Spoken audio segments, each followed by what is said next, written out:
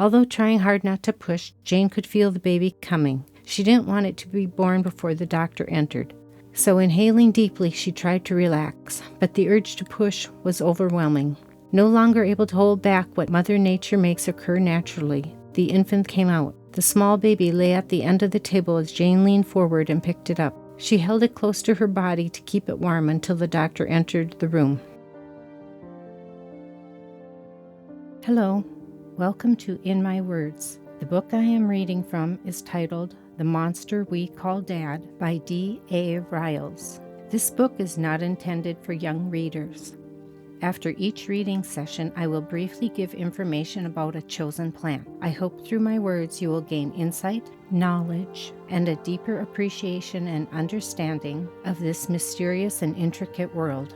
Though the road may be long and hard, compassion and beauty can be gained through the enjoyment of nature and experiencing its wondrous gifts. Thank you for joining me. Chapter 4, Delivery. Sister Mary, a nun at the Catholic hospital in Hampshire, greeted Jane and Herman as they came into the lobby. Seeing distress upon the mother-to-be, the nun wrapped her arm around Jane's waist and began to take her to the delivery room. "You can wait here and fill out the forms. Someone will let you know after your daughter has had her baby," Sister Mary said as she walked away with Jane. Herman nodded his answer as he watched the nun and Jane move away from him. Seeing the backside of Sister Mary, Herman looked at the habit which she was wearing. It seemed out of place for the hospital. Instead of the stark white which many nurses wore, the nun had on a black flowing gown nearly touching the floor and a white veil to cover her forehead and head. Her shoes were polished black and laced with black leather shoestrings. Turning towards the reception desk, Herman went to fill out the admission forms for his daughter. Entering the room, the nun took a hospital gown out of the drawer and gave it to the young mother to change into. Helping Jane onto the delivery table, Sister Mary put Jane's feet into the stirrups, readying her for the arrival of the new baby. "The baby is coming," Jane said anxiously to the nun. "Hold it, I have to get the doctor," Sister Mary replied with calmness as she exited the brightly lit surgical-looking room.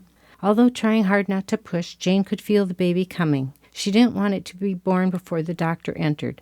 So inhaling deeply, she tried to relax, but the urge to push was overwhelming. No longer able to hold back what Mother Nature makes occur naturally, the infant came out. The small baby lay at the end of the table as Jane leaned forward and picked it up. She held it close to her body to keep it warm until the doctor entered the room. Within moments, Dr. Wall walked into the delivery room. Seeing the baby in Jane's arms, he said in a teasing, reassuring voice, "You just couldn't wait, could you?"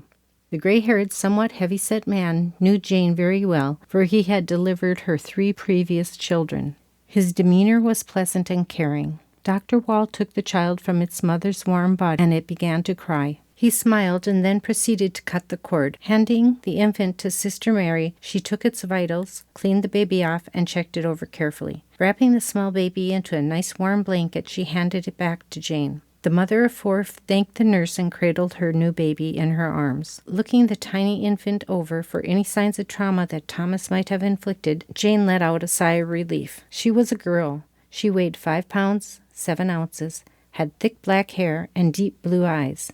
Jane knew her daughter's eye color and hair color would change over time, but for now it was nice to see a smaller version of herself peering up into her eyes.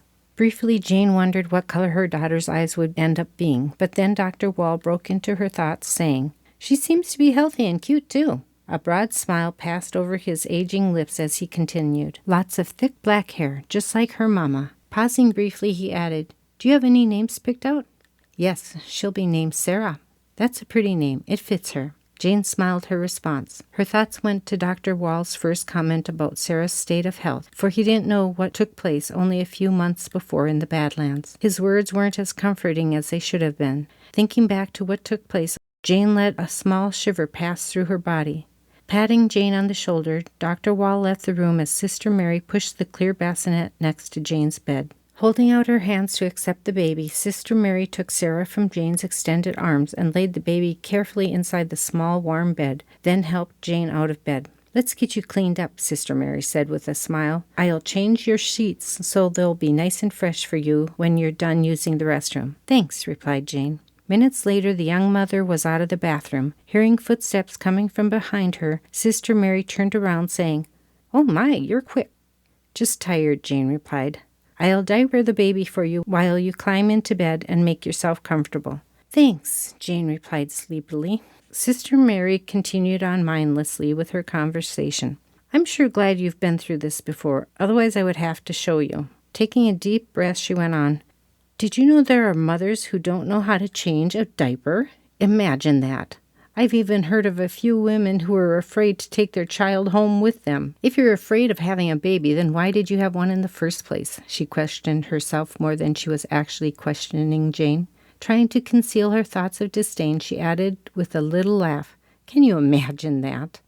Jane wanted to comment to Sister Mary's harsh words, but she knew better, for Sister Mary was very religious and didn't believe that a mother had a right to feel anything but love toward their children. But for Jane, she did have times of resentment and not wanting to care for her children, for sometimes she thought that her children were the cause of her failing marriage. "Seems to be a very large indent on your daughter's right thigh and buttocks," Sister Mary said, breaking into Jane's thoughts. "I'm quite certain it's a birthmark, but I'll call the doctor back just to be sure." Jane looked down at the little girl in the bassinet as Sister Mary walked out of the room. The newborn had a cloth diaper on, a pair of plastic pants, a small white shirt covering her chest, and was swaddled in a pink baby blanket to keep her warm. Opening the pink blanket and pulling the plastic pants away from her daughter's side, Jane looked intently at the large marking. Murmuring to herself, she questioned, "Why do these things keep happening to me? I knew Tomas had hurt her. I just knew it." Feeling defeated for the life she was living, the tired mother closed her eyes and waited for Dr. Wall to come back into the room, allowing sleep to take over her wandering thoughts. "Mrs. Schultz?" Dr. Wall called softly into the quiet room. Jane awoke. Looking around in a sleep-filled haze, she spotted Dr. Wall peeking his head in through the doorway. "How's my patient doing?" he asked with a smile on his slightly pudgy face as he neared Jane's bed. "I'm fine, just resting." "That's good. You'll need all the rest you can get before we send you home," he replied as he neared Sarah's bassinet. "So," hesitating for a moment, Jane hedged, "what do you think happened to her leg?" Undoing the swaddle and then lightly recovering the baby so she wouldn't awake, Dr. Wall examined the area which Jane was speaking of. "Looks like a sizable birthmark to me," he replied confidently, and then continued, "Sometimes these things just happen." Jane knew better, for it seemed to fit perfectly where Tomas had kicked her. The indent started at the top of her daughter's right butt cheek and went down to nearly her knee. Along with a port wine stain, there was a large section of no muscle or meat on the little girl's thigh and butt cheek, only a thin film of baby-soft skin covering the bones beneath. Smiling lightly without letting Dr. Wall know what had happened a few months ago, Jane responded, "Yes, I suppose it does."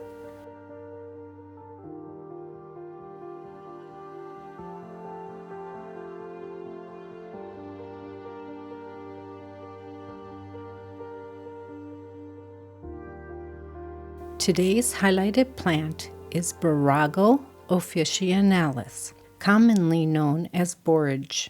Borage is an herb. It likes very warm weather. For myself, I find it growing on its own in my rock garden in full sunlight. I didn't plant it there, it just reseeded itself, either by the wind or by birds. The leaves have a prickly feel to them, but they don't hurt. The flowers are a beautiful blue, which can be put into drinks or frozen into ice cubes for a summertime cooler. The petals of the borage flower are edible. It is said that the taste of the flower is similar to cucumber. I have not tasted this flavor in my borage, but I do find it a pleasant taste, especially when added to lemonade. When I put the flower into the drinks of my choice, I leave the sepal intact to hold the petals in place. You may also remove the petals and allow them to float freely in the drink. Borage has many medicinal uses. However, I am not a doctor, nor am I advising the use of this plant for medical purposes. Please seek appropriate advice from a professional when using any plant for medicinal purposes. Bees love borage. They seem to flock around my plants. Hummingbirds also seem to enjoy borage. I am able to watch the hummingbirds drink the nectar from the borage plants, which are growing right outside my kitchen window. As noticed in the photos, you will see that rabbits also partake in the goodness of my borage plant, but even they are unable to keep up with this fast-growing plant, and so I have had no need to fence off this delectable herb from my rabbits. Borage is an annual, but in my area I don't ever need to replant it, for it self-seeds so successfully that it comes back year after year. This plant attracts many beneficial pollinator insects, and as noted earlier, animals truly enjoy borage. It grows to 2.5 feet tall when given plenty of sun and has a spread around 18 inches. Borage is a beautiful plant, and it's fun to watch all the animals come to enjoy its benefits. If this herb sounds like it is something that you would enjoy growing, it can be found at many seed companies. I prefer organic seeds, but do what is right for you. I hope you enjoyed today's highlighted plant, borage.